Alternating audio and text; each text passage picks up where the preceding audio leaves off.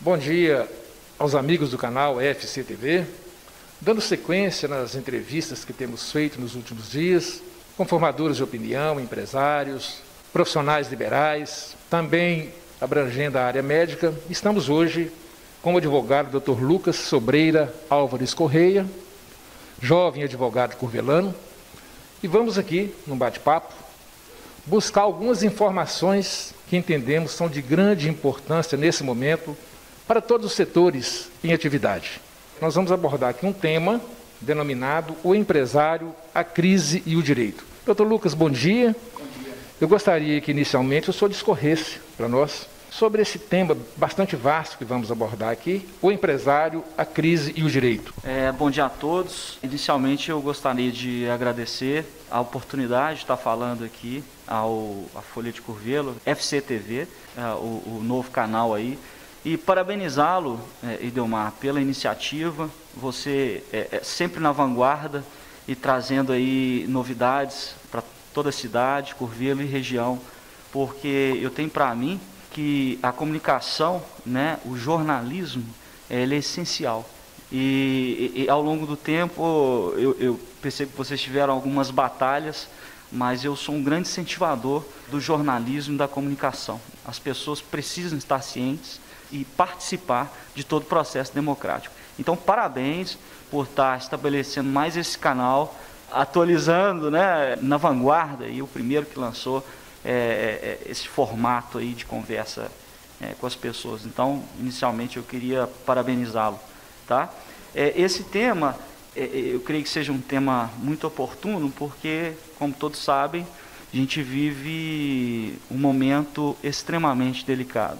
Uma crise de saúde sem precedente, né, e que fatalmente, né, gera uma outra crise, que é uma crise de cunho econômico. Isso aí, vou até pegar o gancho na entrevista do Matheus Correia, meu irmão, que muito bem falou sobre o tema, sobre a gravidade da crise que nós enfrentamos, mas que nós temos de enfrentar.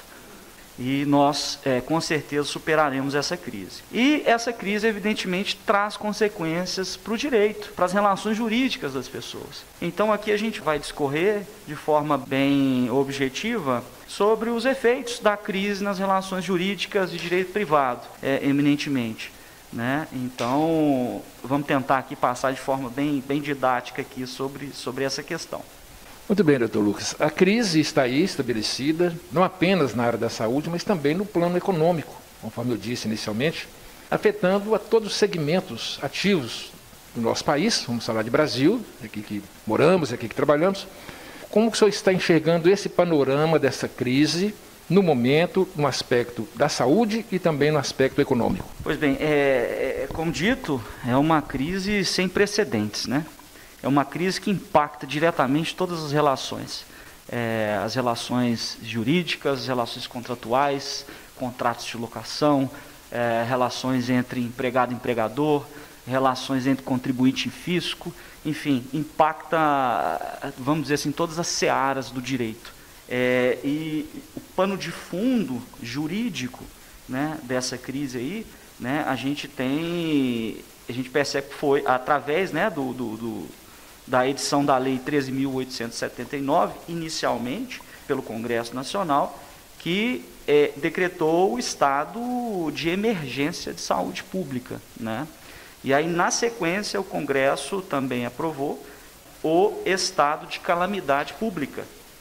Apenas para diferenciar, o estado de emergência ele é decretado quando há iminência de risco à saúde e serviços públicos.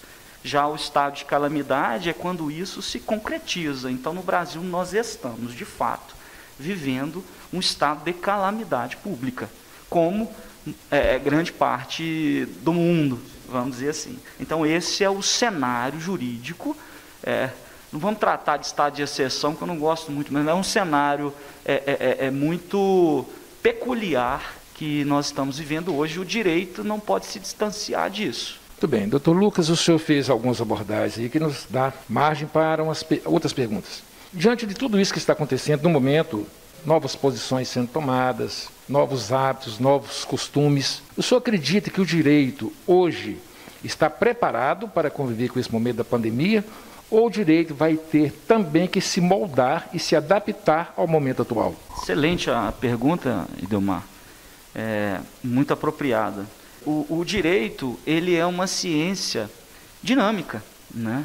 O direito, ele não é uma ciência estática. De modo que eu entendo que o direito, ele precisa evoluir, entender o cenário, o momento em que vivemos, para poder evitar justamente ou solucionar os conflitos originários desse momento. Então, eu até já imaginando que a gente poderia tratar do assunto, existe quando a gente começa a estudar o direito, né, tem uma teoria que nos faz compreender o direito, que a gente chama de teoria tridimensional do direito, de Miguel Reale, que fala que o direito ele é composto de fato, valor e norma. Fatos são os acontecimentos, né, no âmbito da sociedade, relevância jurídica. O valor diz respeito ao que a sociedade anseia, né, no sentido de proteger, qual bem jurídico, né, ela pretende tutelar, e a norma é o resultado disso. Eu vou dar um exemplo muito simples. As pessoas perceberam que dirigir sob a influência de álcool pode causar acidentes. Isso, evidentemente, não é bom. Então, existe aí um bem jurídico a ser tutelado, que é a integridade física, a saúde. Então, nós precisamos positivar, precisamos criar uma lei que proíba as pessoas dirigirem sob a influência de álcool. Então, o direito, a norma, ele tem que se adaptar à situação em que vivemos. Por que eu estou dizendo isso? Porque hoje a gente vive um momento muito delicado. A gente vê que o Congresso tem enfrentado essa situação no sentido de tentar legislar, trazer algumas modificações, ainda que temporárias, para regular esses conflitos aí originários decorrentes da crise. E aí eu entendo também que o judiciário, ele também precisa, e ele vai também, se adequar a essa situação, né? Os juízes, eles vão apreciar as demandas que são postas, né, no judiciário, sob essa ótica de que existe um momento, nós vivenciamos um momento imprevisível, né? Não se previa que estaríamos nesse tipo de situação de tamanha gravidade. Muito bem, entendemos então, doutor Lucas, mediante o que o senhor colocou, que o direito não é uma ciência estática, é isso mesmo? O direito não é uma ciência estática, o direito é dinâmico. O direito precisa acompanhar a evolução da sociedade, né? Como eu disse, ele é composto de fato, valor e norma. Os nossos valores também, eles se alteram ao longo do tempo. O que a gente passa a ter como valor está em constante mudança. Então, isso muda consequentemente o ordenamento jurídico, né? A base normativa, e muda também o entendimento, jurisprudencial, né? O entendimento dos juízes, eventualmente. Conforme abordamos, todos os setores ativos da economia do país, nesse momento, estão se adequando a esse momento crucial. O setor empresarial, o próprio direito, conforme o senhor disse. Mas eu pergunto ao senhor, o Poder Judiciário estaria também se adequando a esse momento em suas decisões, doutor Lucas? A gente tem visto aí algumas decisões muito interessantes do Judiciário. O Judiciário, o juiz, ele é o intérprete da lei. Então, cabe ao juiz, para solucionar aquele caso concreto, né, aquele litígio, interpretar e aplicar a lei de forma correta. Mas o judiciário, inclusive aqui em Curvelo, nós temos um judiciário muito forte e atuante, Justiça do Trabalho, né, na Justiça Comum, Juizado Especial, e eu tenho a absoluta certeza e convicção de que essa questão, essa excepcionalidade decorrente da crise, né, da pandemia do coronavírus, ela será relevante e terá um impacto muito grande nas decisões judiciais. O judiciário, ele deve considerar essa situação de excepcionalidade. Agora, é importante a gente salientar que pode ser que nesse momento aproveitadores surjam e aleguem esse tipo de situação. É importante destacar que essa excepcionalidade, ela tem que ser avaliada caso a caso. E aí entra o bom senso do magistrado, de saber se realmente essa crise impacta ou não aquela relação jurídica, objeto de análise. Então, o magistrado, com o bom senso que é inerente a ele tem que analisar essa situação. Sob a ótica do problema que vivemos, né?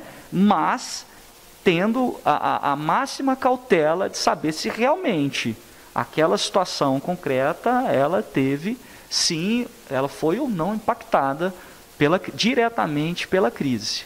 E no momento atual, todos os setores foram afetados, alguns, infelizmente, retirados da praça, vamos assim dizer. E no direito, até o momento, quais são os reflexos dessa crise? O reflexo é enorme. A gente tem diversas relações jurídicas, diversos negócios jurídicos impactados diretamente pela crise. Eu vou falar inicialmente do projeto de lei a que eu me referia há pouco, de autoria do senador Antônio Anastasia. Esse projeto de lei começou a tramitar pelo Senado, né, e hoje se encontra na Câmara dos Deputados. A expectativa é que ele seja aprovado. Daí a gente vê a participação, o interesse do nosso legislativo em regular as relações jurídicas durante o estado de calamidade pública. Eles fazem até uma previsão, isso é o que está na norma, de que os efeitos da crise serão até o dia 30 de outubro de 2020, mas foi o que o legislador estabeleceu. Eu trouxe aqui apenas alguns exemplos. Essa lei ainda não está em vigor, né? Mas espera-se que ela vá ser aprovada. Mas ela é de suma importância. Ela não modifica as leis de forma definitiva, modifica algumas normas de forma temporária, durante a crise. Então, prazos prescricionais e decadenciais, por exemplo, estão suspensos. Né? O que é um prazo prescricional? Né? Parece uma palavra difícil. Né? Quando você não exerce o seu direito, naquele tempo em que a legislação prevê, você perde o seu direito de ação. Então, como a gente vive um estado de exceção, os prazos prescricionais, né, até pela dificuldade que todos passam, estão suspensos. Atos associativos, reuniões, assembleias em empresas, todas elas poderão se realizar por meio virtual, né, o que é muito interessante. Tem um efeito aqui previsto nessa lei que eu acho que é o mais importante. A própria lei considera que os efeitos da pandemia configuram caso fortuito ou força maior. Mas na frente nós vamos entender isso. Caso fortuito ou força maior são eventos que impactam diretamente a relação jurídica, fazendo com que uma das partes ou as partes não consigam cumprir com a obrigação prevista no contrato ou prevista, né, naquele negócio jurídico. Né? É um fato imprevisível. Então a própria norma já cravou que os efeitos da pandemia configuram caso fortuito ou força maior. Então, por exemplo, uma questão que a gente esperava muito, que era a questão das relações locatícias, que eu acho que é um ponto muito sensível. Então, essa lei, essa proposta de lei, inicialmente ela previa, inclusive, nas relações, nas locações residenciais, não, as comerciais estavam fora. Nas locações residenciais, inicialmente ela previa a possibilidade de suspensão dos pagamentos. E aí, após o período, a data final, né, 30 de outubro de 2020, como reconhecido pelo Senado como sendo o último dia, vamos dizer assim, da crise, seria restabelecido o pagamento proporcionalmente ali daquele aluguel que foi suspenso. Mas isso foi retirado. Isso foi retirado no projeto que está hoje tramitando na Câmara dos Deputados. Isso não mais consta. Uma outra questão, para não passar por todos aqui, existem mais questões interessantes. Por exemplo, nesse período, a prisão civil, por exemplo, por alimentos, que aquela pessoa que não paga alimentos, né, o responsável que não paga alimentos, ele está sujeito à prisão civil. A lei diz que essa prisão seria na forma domiciliar. Creio eu que é para justamente evitar que esse problema também ocorra, né, no sistema penitenciário, enfim. Muito bem. Doutor Lucas, ainda sobre a questão dos contratos. Nós, particularmente, temos recebido assim, muitas indagações nesse sentido, se sabemos como vai ficar a situação ou não. Qual é a dica, vamos dizer assim, que o senhor daria hoje para aquele pequeno comerciante que tem ali o seu ponto alugado, vamos falar em palavras bem claras, que tem o seu ponto alugado, que está fechado, não está vendendo, ou seja, ele não tem como pagar esse aluguel? Qual é a dica que o senhor dá para esse pequeno comerciante hoje, também para o médio e para o grande? Mais uma vez, a pergunta é muito interessante, de interesse de todos, né? Inicialmente, eu vou só fazer um panorama geral aqui da questão jurídica mesmo, né? Qual que é o cenário jurídico em relação aos contratos? Porque os contratos, eles são de cumprimento obrigatório, né? Então, o princípio básico do contrato é justamente esse, né? De que o contrato, o princípio que a gente chama de obrigatoriedade, né? O termo do latim, que vem do latim, é o pacta sunt servanda, ou seja, os contratos, né, firmados por iniciativa das partes, alicerçado na autonomia da vontade, ele tem que ser cumprido. E isso é muito importante, porque, inclusive, isso vem sendo exigido, isso vem sendo discutido de forma muito forte, inclusive no Congresso. E ensejou esse tema, inclusive, da obrigatoriedade de cumprimento dos contratos, ensejou, inclusive, a edição da Lei da Liberdade Econômica. E qual que é o contexto disso? O contexto é garantir maior segurança jurídica dos negócios. O Brasil, tradicionalmente, ele é um país que sofre muita ingerência, interferência nas relações de caráter privado, né? Essa lei, inclusive, veio a fortalecer essa ideia de que os contratos devem ser cumpridos. Mas nós vivemos um momento, como dito, sem precedente, de muita dificuldade. A crise realmente ela veio com muita força. Principalmente naqueles negócios em que o exercício da atividade foi suspenso. Então, diante desse cenário e da excepcionalidade da situação, a gente tem que analisar os contratos sob a ótica do que a gente chama de teoria da imprevisão. É uma teoria muito consolidada no nosso ordenamento jurídico e que trata disso. Ele diz que eventos imprevisíveis e extraordinários, eles devem ser identificados nas relações, nos negócios jurídicos. Então, a regra geral é de fato que os contratos têm que ser cumpridos. Mas diante da crise, do cenário atípico, o direito traz para a gente algumas situações que devem ser analisadas. Então, tem a chamada teoria da imprevisão, que é justamente isso. E essa teoria da imprevisão diz que quando há uma relação contratual de caráter diferido, ou seja, aquela que se perdura ao longo do tempo, né, e há alteração radical das condições econômicas objetivas do contrato. Então, por exemplo, quando nós firmamos o contrato, nós estávamos inseridos numa condição econômica, num quadro econômico X. Hoje, diante da crise, as bases econômicas, né, o equilíbrio contratual já não existe mais. As bases hoje são diferentes. Então, por exemplo, vamos trazer a questão da locação. A empresa não tem mais a receita decorrente do seu negócio. Então, salientando que a crise é imprevisível. Ninguém imaginou há um ano atrás ou há 6 meses atrás que poderíamos ter esse tipo de crise com tamanho impacto na economia global. Então, a teoria da imprevisão é uma teoria, creio eu, que realmente serve para subsidiar a análise desses conflitos ou dessas negociações havidas no âmbito dos contratos, inclusive de locação. O que eu mais falo é o seguinte: nesse momento de crise, a gente tem que se apegar e a gente tem que tentar resolver os conflitos de forma amistosa.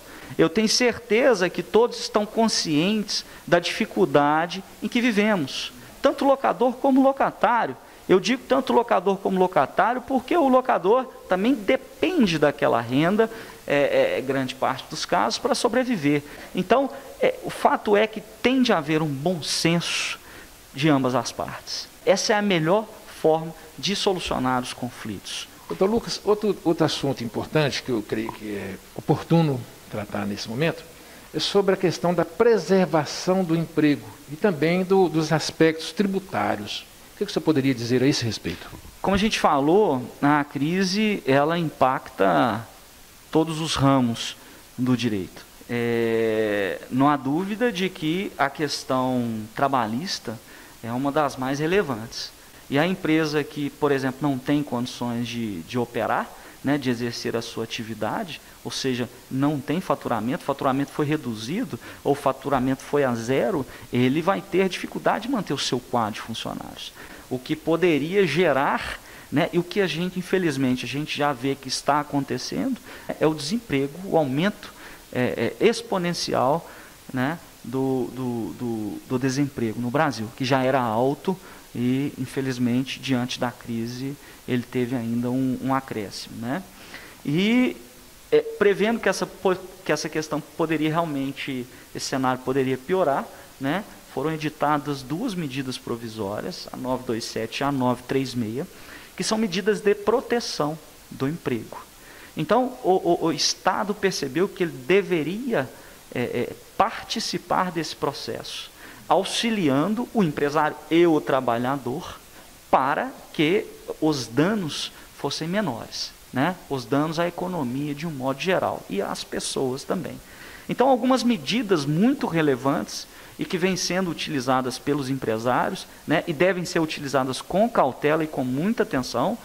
Eu vou dar um exemplo, vou passar por elas aqui de forma bem rápida, né? A antecipação das férias, por exemplo, que é uma medida muito interessante, né? Como o trabalhador tem que ficar em casa em função disso, ou seja, anteciparia as férias daquele funcionário, né? Você pagaria não de forma antecipada, mas você pagaria no mês seguinte, e 1/3, né, que é aquela gratificação, o adicional de 1/3, na verdade, o empresário ele tem até o dia 20 de dezembro para poder pagar. Então, essa é uma medida muito interessante. Uma outra medida é a redução de jornada com redução de salário, né, de 25%, 50% ou 70%. Existem algumas condicionantes na lei que a gente tem que ficar atento, mas eu estou falando aqui de uma forma mais genérica. Então, o empregador ele arca com parte do salário e o governo ele arca com a outra parte do salário, salientando que o pagamento do governo é com base no seguro-desemprego desse funcionário. Então, há um decréscimo pequeno da remuneração, mas ainda mantém. Então, o empresário ele tem uma redução, né, do custo do funcionário, né, porque o Estado, o governo está arcando com a outra parte. É interessante. E como em muitas atividades há de fato uma redução do horário, em função da redução, né, do movimento, essa seria uma medida interessante também. Suspensão do contrato de trabalho é outra. É a mais drástica, vamos dizer assim, das medidas. A suspensão pode ser por 30 dias, prorrogável por mais 30, né, no total de 60 dias. Então, há uma suspensão do contrato de trabalho. O funcionário fica em casa, ele vai receber o valor do governo. Esse pagamento é feito pelo governo, não é feito pelo empregador.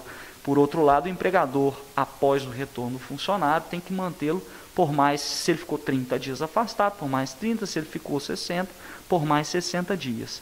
É uma forma de manter o vínculo do funcionário com a empresa, né? Eu acho que essas medidas foram muito boas.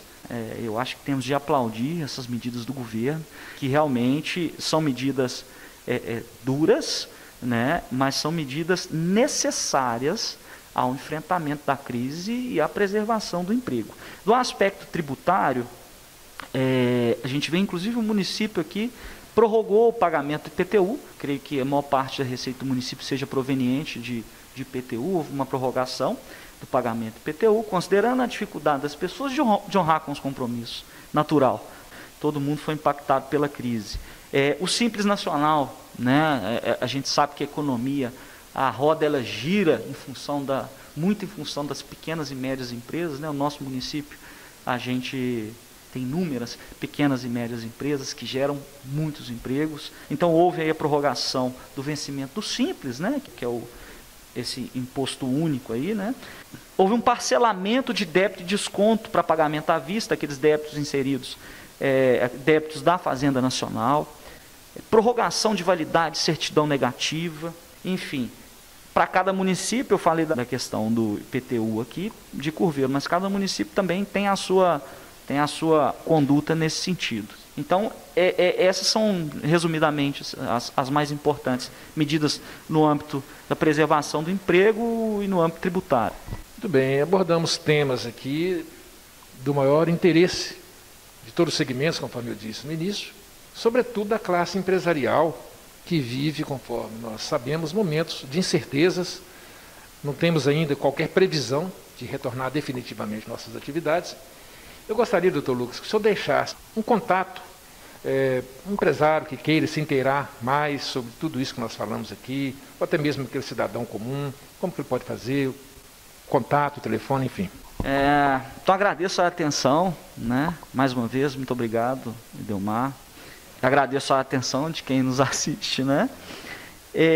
Como eu disse, eu acho muito importante, nesses momentos de crise, que o empresário tenha um acompanhamento. Porque até mesmo a utilização e a aplicação dessas medidas, ela deve ser feita na forma correta. Porque lá na frente, isso pode corresponder a mais um passivo, se não utilizado da forma correta. E, nesse momento de crise, eu queria também dizer que eu sou extremamente otimista. Eu tenho certeza que nós superaremos essa crise, nós sairemos mais forte do outro lado, porque as pessoas agora estão tendo a oportunidade de olhar para dentro da empresa. O empresário nunca ficou tão preocupado e nunca dedicou tanto tempo à sua empresa, no aspecto de números, né, no aspecto de existência ou não de passivos, né, o empresário está preocupado com a sobrevivência da empresa. Então, quando as atividades se normalizarem, certamente ele vai ter um controle muito maior da empresa dele. E nós estamos à disposição, né, nós somos um escritório de advocacia que zela pela parceria. E o nosso foco é na prevenção de conflitos. A gente acredita que a melhor forma da gente assessorar uma empresa juridicamente é contribuindo para a prevenção de conflitos, né? É a melhor forma. Isso gera uma economia na própria atividade do empresário. Então, eu queria aqui agradecer também à nossa equipe, ao meu sócio, Diogo Moreira, a todos os nossos advogados, né, que se empenham muito nesse trabalho que a gente vem fazendo já há algum tempo, que a gente vem implantando aqui em Curvelo. E região, nós temos escritório em Belo Horizonte também. Nós estamos localizados na rua Barão do Rio Branco, número 323, centro, né, Curvelo. O nosso telefone é 3722-7088. Agradeço muito a atenção de todos aí, espero que tenha contribuído de alguma forma com essas informações. Com certeza contribuiu e muito, não apenas com o canal, no sentido de ser propriamente dito um canal de divulgação de tudo aquilo que é de interesse da comunidade, como contribuiu também, com certeza vai contribuir ainda mais, com todos aqueles que buscam informações precisas de oficiais nesse momento. Muito obrigado.